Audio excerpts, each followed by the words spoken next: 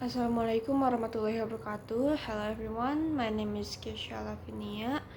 I'm from English Education 4th semester class B. And now I want to explain about issues of TEYL in Indonesia.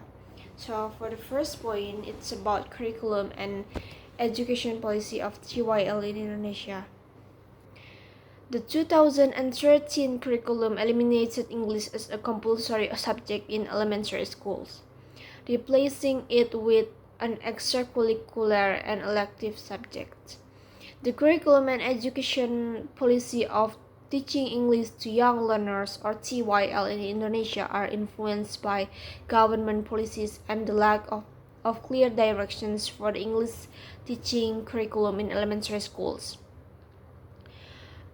English is taught as local content in some schools, extracurriculars in others, and not at all in some schools due to the decentralized decision making in education and the inclusion of English as an extracurricular subject in the national primary school curriculum. Nowadays, the Minister of Education, Culture, Research and Technology of Indonesia has implemented the newest curriculum named Curriculum Merdeka Belajar. In this curriculum, English is now a compulsory subject in elementary schools. For underdeveloped fourth-tier and outermost areas, or 3T, schools are given a transition period of 3 years to adapt to the curriculum Merdeka Belajar. This is started in the Minister of Education and Culture Regulations number 12 of 2024.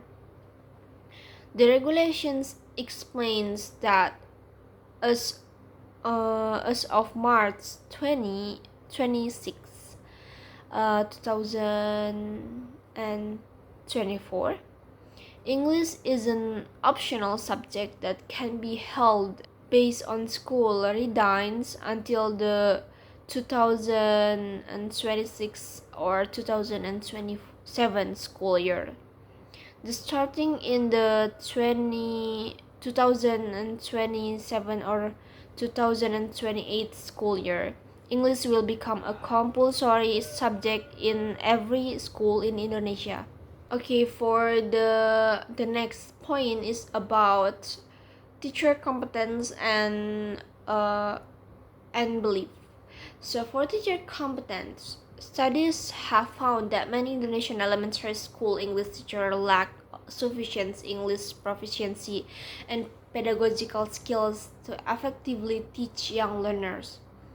Factors contributing to this include inadequate pre-service training programs that do not properly prepare teachers, and lack of ongoing professional development opportunities, and low teacher salaries leading to low motivations and limited time for self-improvement.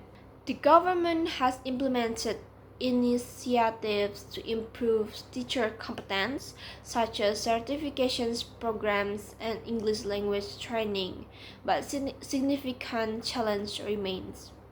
And for teacher beliefs, research indicates that many Indonesian elementary English teachers hold traditional teacher-centered beliefs about language teaching. These beliefs often conflict with the communicative, student-centered approach recommended for young learners. Factors shaping these beliefs include experiences as students in exam-oriented classroom, limitations in their own English proficiency, and lack of exposure to modern language teaching methodologies.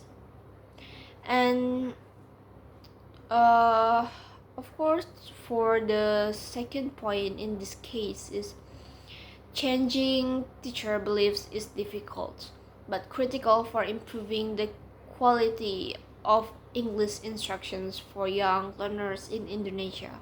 Okay, for the next point, it's about the implementation. So the implementation of TYL in independent curriculum is very different from the previous curriculum.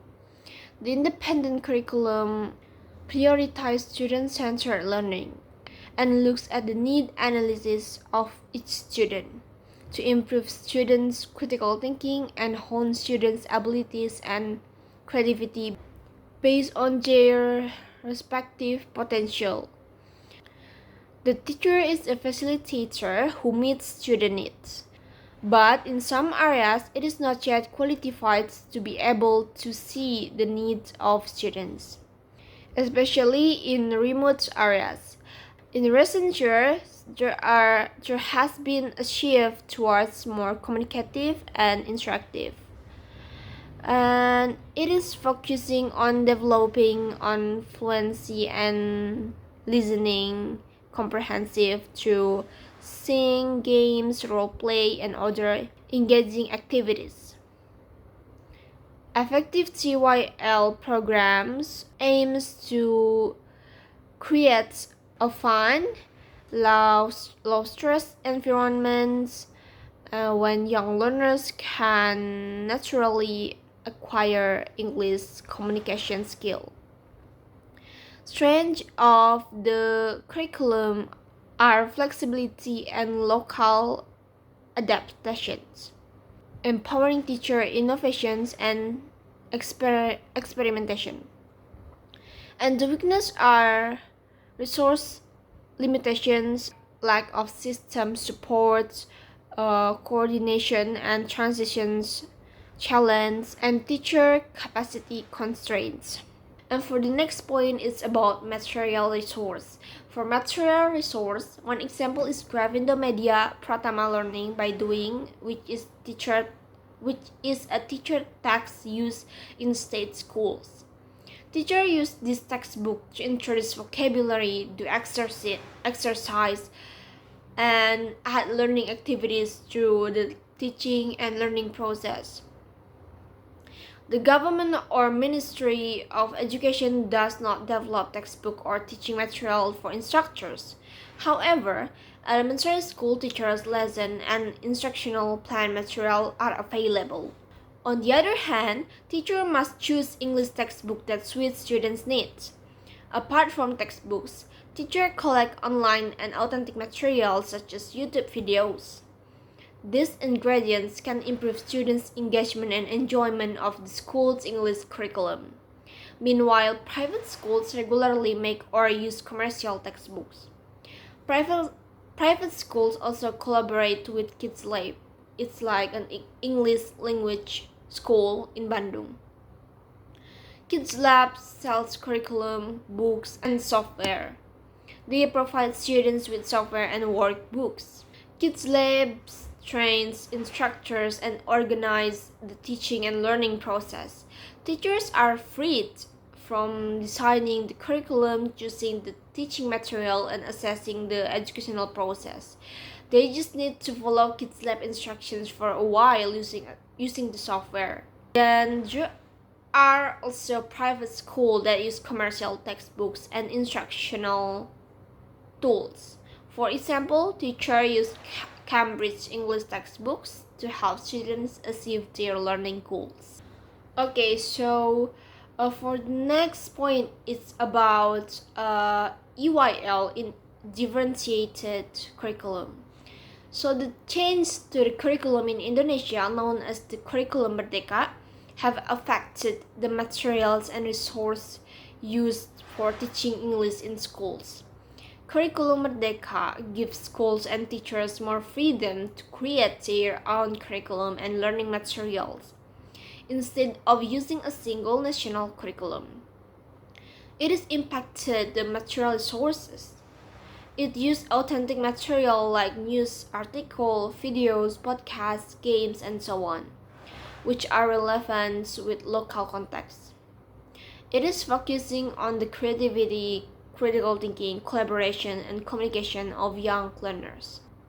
In addition, It's more flexible for the teachers to develop the material resources depends on students' need. Okay, so that's all my explanation. Thank you for the attention. Wassalamualaikum warahmatullahi wabarakatuh.